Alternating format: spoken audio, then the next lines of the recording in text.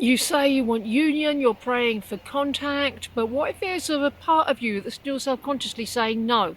In this video, we'll look at the ways in which you can be unconsciously rejecting your twin flame and still choosing separation, and how to heal these places so love can truly land.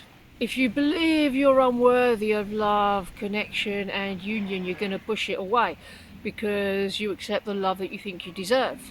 What story are you telling yourself about being too much or not enough? Because you'll never be too much of anything for your twin flame. You're absolutely perfect for them.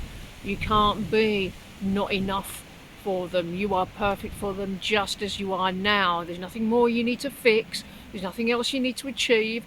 You don't need to change yourself. There's nothing you need to do. There's nothing else you need to be other than yourself.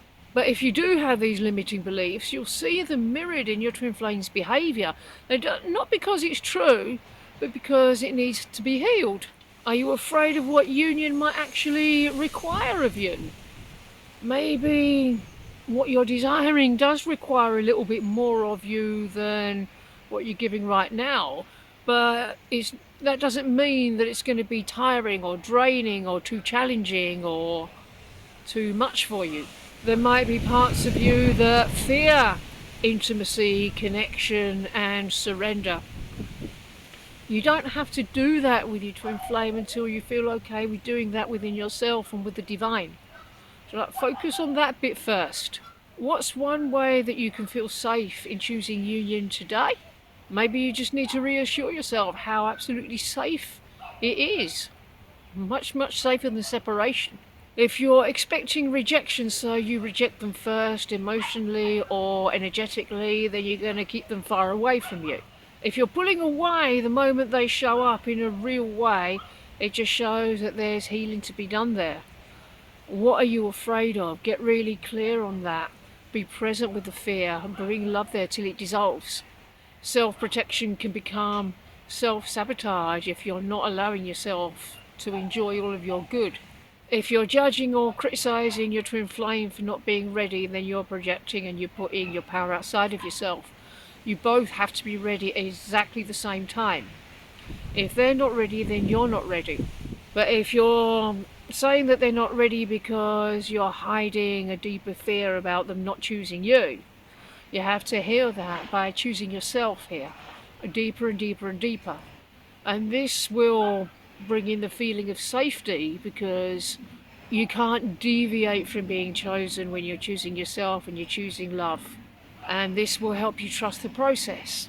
If you're hiding your true self in the fear that they won't accept you, then there's got to be somewhere you're judging yourself, and you want to work on releasing that self-judgment and healing that self-judgment, because you don't have to hide any of you from your twin flame. The more of you that they see, the more they're going to love you, because that's what they're designed to do.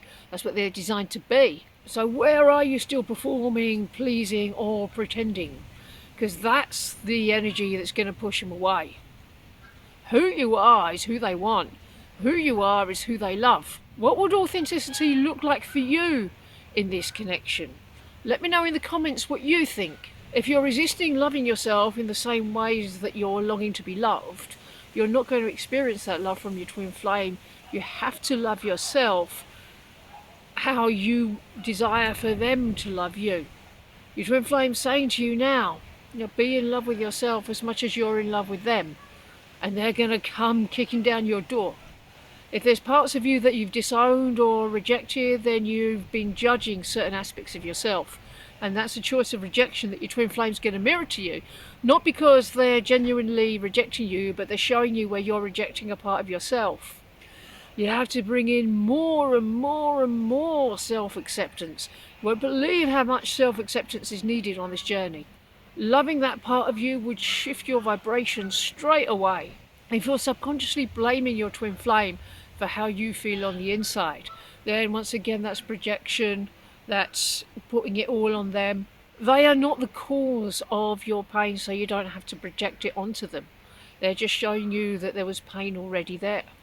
Better to just get on with the inner work of healing it with self-love. This will help you take your power back lovingly. Are you still clinging to another relationship, fantasy or outcome? Do you have a backup plan that's keeping you emotionally unavailable? Because your twin flame journey is one with no back doors. You have to close all the back doors. You're not going to need somebody else to fall back on when you completely commit to this journey. How would it feel to fully go all in on your path and truly commit to yourself? If you're holding beliefs that contradict the truth of your union, they need looking at.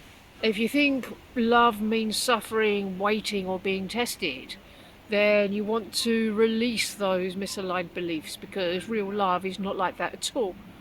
Real love just is, and it always has been, always will be. It will never keep you waiting. It will never make you go through trials. Sure, this journey has challenges, but it's not love itself that's doing that. It's the releasing of not love that gives rise to them.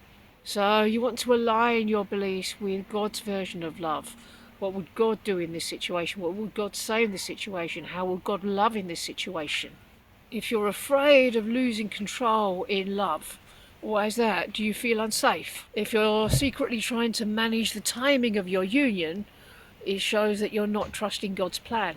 Can you bring the energy of trust to this place? What would surrender look like in this situation?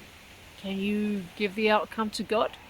Can you place your faith in the divine plan? It's going to be the best one. Are you pushing away signs, dreams, or intuitive nudges from your twin flame? Are you ignoring the inner communication between you because you're struggling to believe that it can be true? What fear is stopping you from receiving it with an open heart?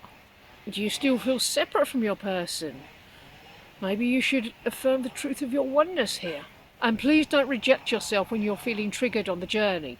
Triggers are a normal part of the journey. They're not going to stop when union comes in. If you're turning on yourself when things seem difficult or unclear, that shows that you haven't got a very good relationship with yourself, because you want to be treating yourself with love and compassion and loving kindness all the time.